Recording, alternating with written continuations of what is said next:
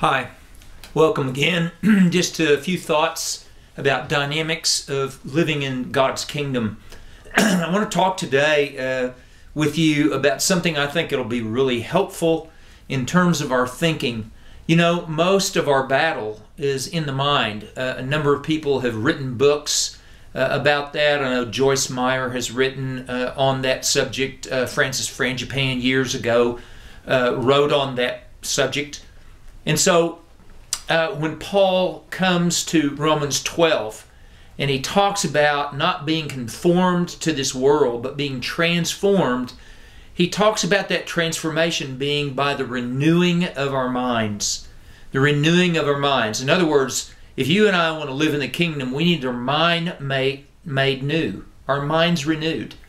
And so how does that come about? Well, first of all, the good news is, according to 1 Corinthians chapter 2, you and I have been given the mind of Christ.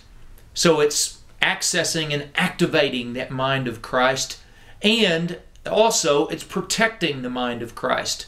Well, what do I mean by that? Well, in 2 Corinthians and in chapter 10, Paul says this about the warfare that takes place that we are involved in. It says, though we walk in the flesh, in other words, you and I live in flesh, we live in a human body, we do not war according to the flesh, for the weapons of our warfare are not of the flesh, but they're divinely powerful for the destruction of fortresses. We're destroying speculations and every lofty thing raised up against the knowledge of God, and we are taking every thought captive to the obedience of Christ, and we're ready to punish all disobedience whenever your obedience is complete. Now, I'm assuming that many of you have read this passage, these verses, many times before. Perhaps you've heard someone talk about them. Perhaps you've read books about them. Maybe even if you have the opportunity to speak people, you have read and you've talked out of this passage. There's one particular portion of this passage that's caught my attention. You know, I've taught it many times. I've read and studied this passage, but there's a particular application that's caught my attention lately, and it's found again in verse 5. It says, we are taking every thought captive to the obedience of Christ. Now, often, I've even said myself, what we need to do is we need to take our thoughts to Jesus. That's not exactly what this passage says. It says we're to take captive our thoughts to the obedience of Jesus. To the obedience of Jesus. Well, what does that mean? Well, first of all, you know, let me have a little Greek grammar fling here for a moment. This word to the obedience of Christ, is the Greek word eis. It's eta, iota, sigma. And what it means when it's combined with a word in obedience is the word here. When eis is combined with a noun that is in what's called the accusative case, what it means, and it follows an active verb, a verb of action, which taking captive is a verb of action. What it literally means is it means to relocate. It means to take something unto something else.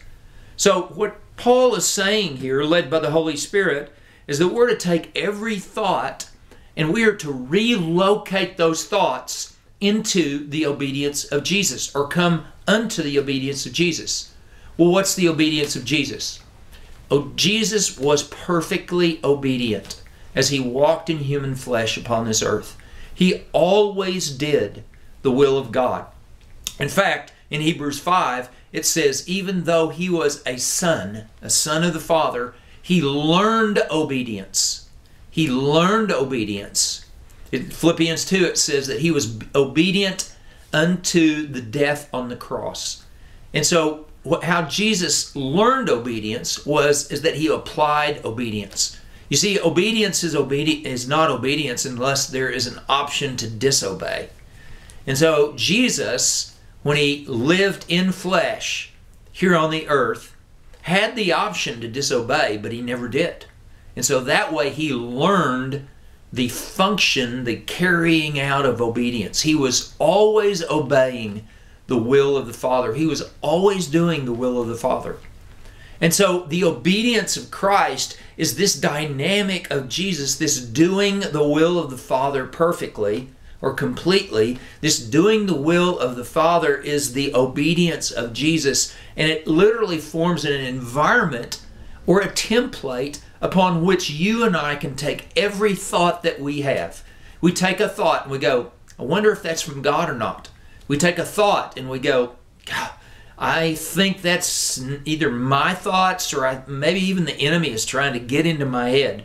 And what we do is we take that thought, we grab a hold of it, we take it captive, and we we relocate it out of our thinking, and we relocate it into the perfect obedience of Jesus, and we compare it.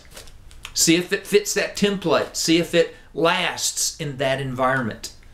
And so now, what I've been doing, because, from time to time, I've got to admit, I am tempted to think thoughts that I'm not sure, or I absolutely don't know, or I absolutely know that those thoughts are not God.